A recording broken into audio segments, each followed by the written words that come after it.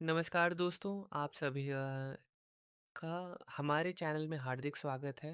अगर आपको भगवानों की ड्राइंग, स्केचिंग और उनसे जुड़ी प्रेरणादायक कहानियाँ पसंद हैं, तो चैनल को सब्सक्राइब ज़रूर करें और बेल आइकन दबाना ना भूलें।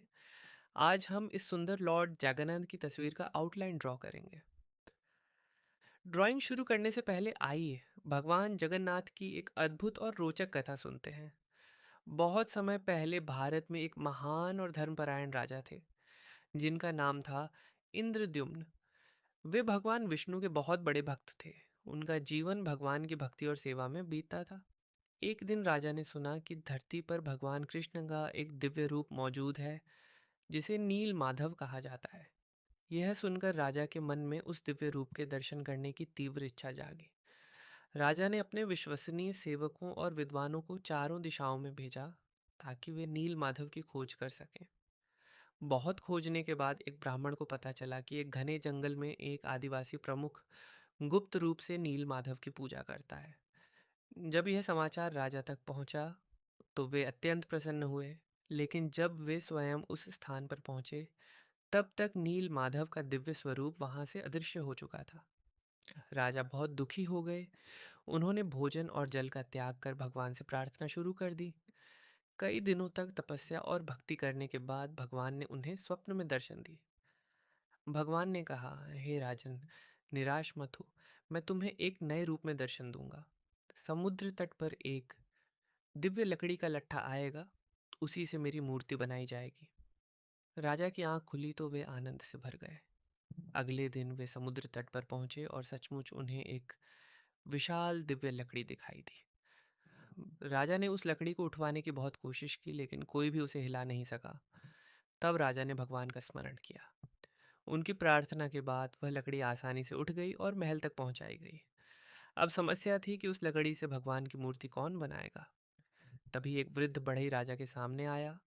उसने कहा, मैं मूर्ति बना सकता हूँ, लेकिन मेरी एक शर्त है। जब तक मैं काम करूँ, कोई भी कमरे का दरवाज़ा नहीं खोलेगा। राजा ने उसकी शर्त स्वीकार कर ली। वृद्ध बढ़ई कमरे में गया और दरवाज़ा बंद कर लिया। कई दिनों तक अंदर से काम करने की आवाज़ें आती रहीं। फिर अचानक आवाज़ें बंद हो गईं। राजा और रानी चिंतित हो गए। उन्हें लगा कि कहीं वृद्ध बढ़ई को कुछ हो तो नहीं गया। कई दिन प्रतीक्षा करने के बाद वे स्वयं को रोक नहीं पाए और दरवाज़ा खोल दिया। दरवाज़ा खुलते ही उन्होंने देखा कि वहाँ कोई बढ़ई नहीं था, लेकिन सामने तीन दिव्य मूर्तियाँ थीं। भगवान जगन्नाथ, उनके बड़े भाई बलभद्र और बहन सुभद्रा। मूर्तियों के हाथ पैर पूर्ण रूप से बने हुए नहीं थे। राजा को लगा कि उनसे बहुत बड़ी भूल हो गई। तभी आकाशवाणी हुई, हे राजन, चिंता मत करो। यह मेरा ही इच्छित स्वरूप है।